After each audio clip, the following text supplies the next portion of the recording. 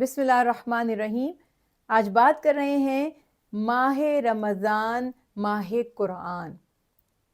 قرآن پاک اور ماہ رمضان کا جو ایک خاص تعلق اور نسبت ہے، اس کو یوں سمجھ لیجئے کہ اللہ تعالیٰ نے جس دن سے زمین اور آسمان بنائے، اللہ قرآن پاک میں ارشاد فرماتے ہیں کہ میں نے مہینے جو ترتیب دیے 12 مہینے بنائے۔ اب ان 12 مہینوں میں سے جو ظاہر ہے کہ ہر دن اللہ کا دن ہے، ان 12 مہینوں میں سے ایک مہینے کو سب سے زیادہ افضل قرار دے دیا، سب سے زیادہ معتبر، سب سے زیادہ مبارک، سب سے زیادہ فضیلت والا۔ وہ کون سا مہینہ ہے؟ ماہ رمضان۔ کیوں اللہ تعالیٰ نے ماہ رمضان کو کیوں فضیلت عطا کی؟ تو فرمایا شہر رمضان الذی انزل فیہ القرآن۔ یہ ماہ رمضان اس لیے افضل ہے کیونکہ اس ماہ میں اللہ تعالیٰ نے قرآن پاک نازل فرمایا، یعنی نزول قرآن پاک کے لیے اس مہینے کا انتخاب کیا گیا۔ تو جب قرآن سے اس مہینے کو نسبت ہو گئی تو وہ افضل ہو گیا، اس میں خیر و برکت ہو گئی۔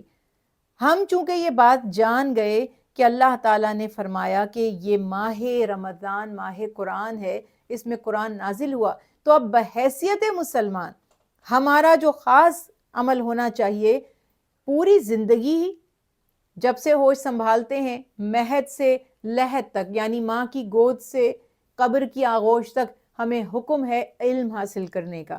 اور علم کا سب سے بڑا، سب سے اوتھینٹک، سب سے پیارا جو سورس ہے وہ خود قرآن کریم ہے۔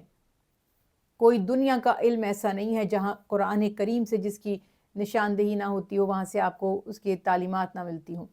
ہم پوری زندگی ہی قرآن کو اپنے لیے ہدایت سمجھتے ہیں، اسے پڑھتے رہتے ہیں، مگر یہ شوق، یہ جذبہ، یہ قرآن سے ہمارا تعلق ماہ رمضان المبارک میں بڑھنا چاہیے۔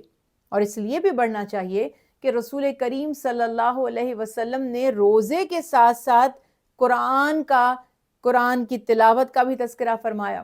خود آپ صلی اللہ علیہ وسلم کی جو سنت مبارکہ لکھی جاتی ہے کہ جتنا قرآن پاک آپ صلی اللہ علیہ وسلم پورا، جس طرح ہمارے کہتے ہیں نا نزول قرآن پاک جب ہوتا تھا، اللہ کے حبیب اپنے اصحاب پر، اپنی امت پر اس کو تلاوت فرماتے تھے، گریجولی 23 ایئرز اپروکسیمیٹلی، 22 سال 6 مہینے کچھ دن کہے جاتے ہیں، لیکن ہم ایک رفلی بات کرتے ہیں، تقریباً 23 سال میں قرآن پاک نازل ہوا۔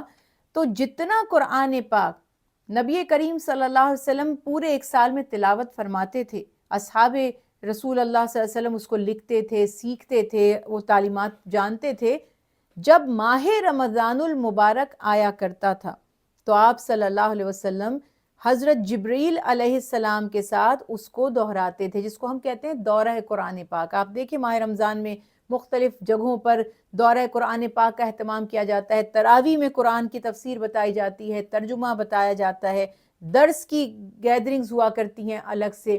جس کی جتنی کیپیسٹی ہے، جس کی جتنی توفیق ہے، وہ اس کو سیکھنے اور سکھانے کی کوشش میں لگا ہوا ہے۔ تو ہم نے یہ جانا کہ جتنا زیادہ اس مہینے میں ہم اپنے تعلق کو قرآن پاک سے مضبوط کریں گے، اتنی ہی زیادہ یہ ہمارے لیے خیر کی بات ہوگی اور اللہ کی رضا حاصل کرنے کا ذریعہ ہوگا۔ تو جیسا کہ رسول اللہ صلی اللہ علیہ وسلم کی بھی یہ سیرت ہے، آپ کی بھی سنت ہے، آپ کی تعلیمات بھی ہیں کہ پورے ماہ رمضان المبارک میں ہر سال آپ نے دورہ قرآن پاک فرمایا، اور یہ بھی ہے روایات میں کہ جب آپ دنیا سے تشریف لے جانے، پردہ فرمانے لگے، تو اس سال 2 مرتبہ قرآن پاک کا دورہ ہوا۔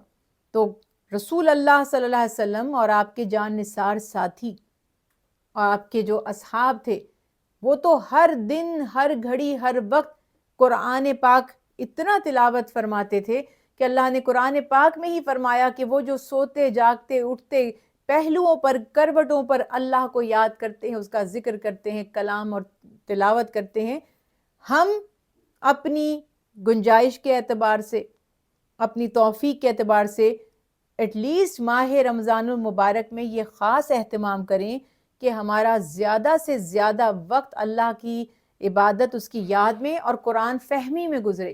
قرآن پاک کو پڑھیں، سمجھیں، چاہے نوافل میں پڑھیں، نمازوں میں پڑھیں، چاہے بیان سنیں، چاہے دورہ قرآن کی صورت میں پڑھیں، چاہے گھر میں بیٹھ کر اس کی تلاوت کریں۔